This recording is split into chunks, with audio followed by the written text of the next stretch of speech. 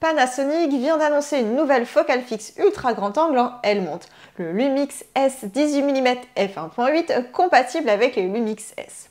Au programme, champ de vision large, idéal pour les paysages comme l'architecture, et très grande ouverture pour la basse lumière et le bokeh. Le tout dans un objectif compact et léger. Bonjour à tous, bienvenue sur la chaîne de Partons en voyage et blog Photo Lumix.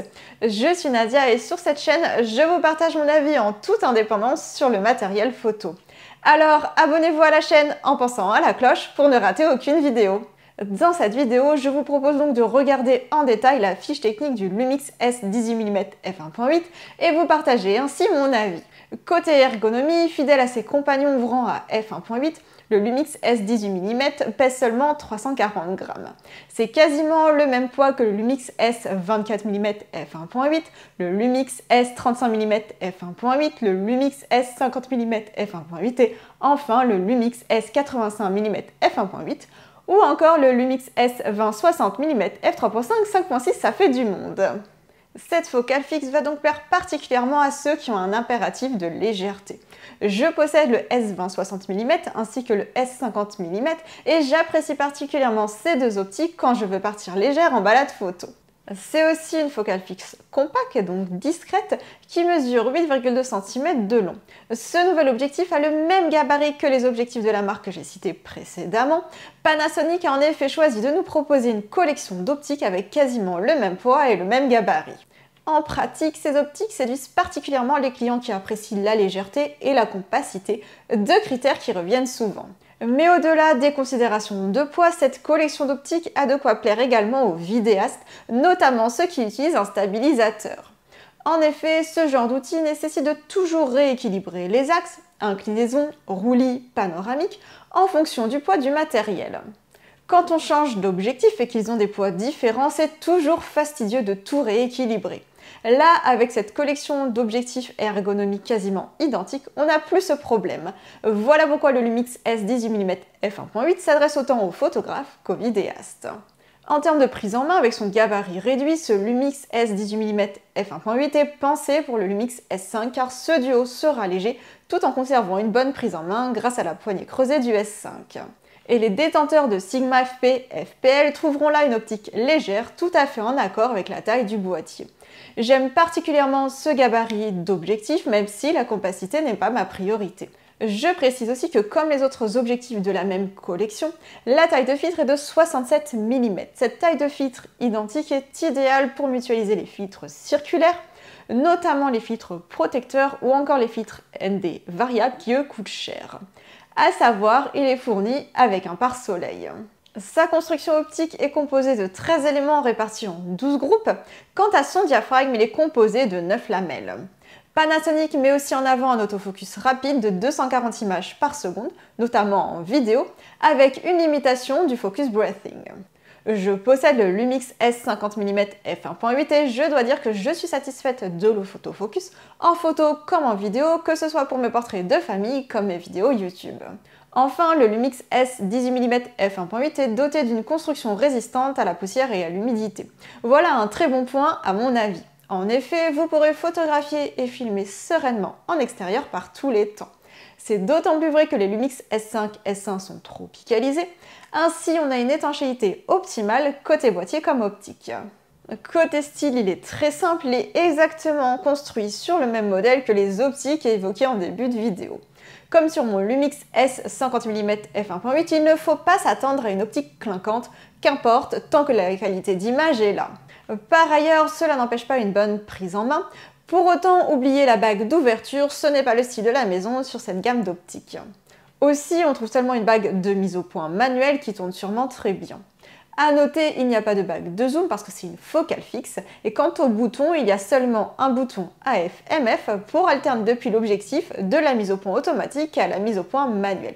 Il n'y a rien d'autre et personnellement, j'apprécie les constructions simples mais efficaces. En effet, on a déjà tous les raccourcis nécessaires sur le boîtier quand on possède un Lumix S. A noter, il n'y a pas de bouton de stabilisation optique parce que le Lumix S 18 mm f1.8 n'est pas stabilisé. C'est tout à fait normal sur un ultra grand angle, cela n'est donc pas gênant, d'autant que les Lumix S sont stabilisés, tout ceci est classique. Nous avons donc vu ensemble les caractéristiques techniques de cette nouvelle focale fixe, mais quel est mon avis à son sujet? Le Lumix S 18 mm f1.8 est un ultra grand angle. Comprenez, c'est une focale fixe qui permet de voir avec un champ de vision large. Aussi, un 18 mm est idéal dans toutes les situations où l'on manque de recul et cela arrive plus souvent qu'on ne l'imagine. C'est donc un complément idéal à un zoom standard. Justement, un des domaines de prédilection d'une telle focale, c'est le paysage. En photo, comme en vidéo, quand on veut photographier ou filmer un paysage dans son ensemble, on manque souvent de recul. Je me revois devant un magnifique lac de l'ouest du Canada avec seulement un zoom standard. Quelle déception de ne pas pouvoir photographier le lieu dans son immensité. Cet été, devant les lacs alpins, avec l'équivalent d'un 18 mm, j'étais déjà bien mieux équipée pour photographier de si beaux lieux. Paysages de montagne comme de bord de mer, l'ultra grand angle est souvent un indispensable pour les photographier ou les filmer. Aussi, pour cette pratique, le Lumix S 18 mm f1.8 est un excellent choix. Mais il n'y a pas qu'en pleine nature qu'on manque de recul, dans les villes aussi. Qui n'a jamais voulu un champ de vision plus large quand il voulait photographier ou filmer une grande ville? Je me revois à Londres comme à Barcelone ou Madrid sans ultra grand angle. J'ai eu beau me tordre dans tous les sens, jamais je n'ai pu photographier certains édifices. Dans ce cas-là, l'ultra grand angle est aussi un allié précieux de la photo d'architecture. La particularité du Lumix S 18 mm f1.8, c'est sa grande ouverture de f1.8.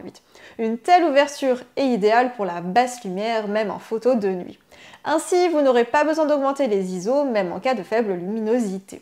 Une si grande ouverture est aussi idéale pour le flou d'arrière-plan. Avis aux amateurs de bokeh, c'est un choix excellent pour vos prises de vue. C'est d'autant plus vrai qu'il dispose d'une distance minimale de mise au point rapprochée de 18 cm.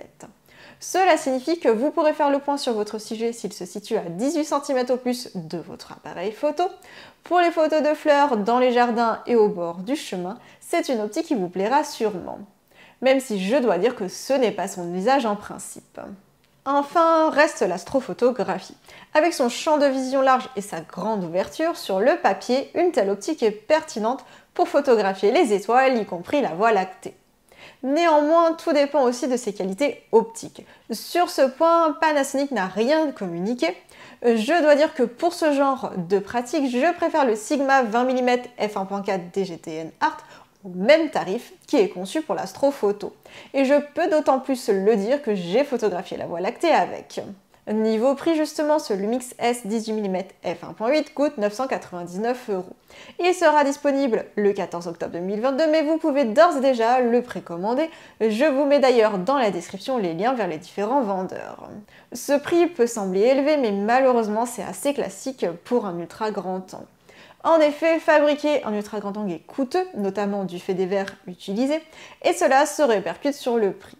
En comparaison, en Helmont, on a le Sigma 20 mm f1.4 DGTN Art au même tarif. Son champ de vision est moins large, mais son ouverture plus grande avec une excellente qualité de construction optique. Vous l'aurez compris, en termes d'usage, cet objectif s'adresse à vous si vous pratiquez la photo et la vidéo d'architecture ou encore de paysage.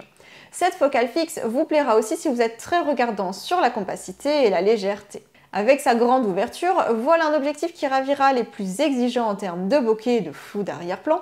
Ainsi, pour des portraits lifestyle en jouant avec les lignes, voilà un choix pertinent. Enfin, sa grande ouverture est parfaite pour la basse lumière. Si vous filmez ou photographiez par faible luminosité, notamment en intérieur ou de nuit, nul doute que ce Lumix S 18 mm f1.8 vous conviendra. Il s'adresse à ceux qui veulent des prises de vue en plat en large. Par contre, pour l'astrophotographie au même tarif, je conseillerais plutôt le Sigma 20 mm f1.4 DGTN Art qui est construit pour cette pratique. Maintenant, à vous de me dire ce que vous pensez de cette nouvelle focale fixe et abonnez-vous à la chaîne en pensant à la cloche pour ne rater aucune de mes prochaines vidéos. Quant à moi, je vous donne rendez-vous sur blog-photo-lumix.com et partouxenvoyage.com et je vous dis à la semaine prochaine.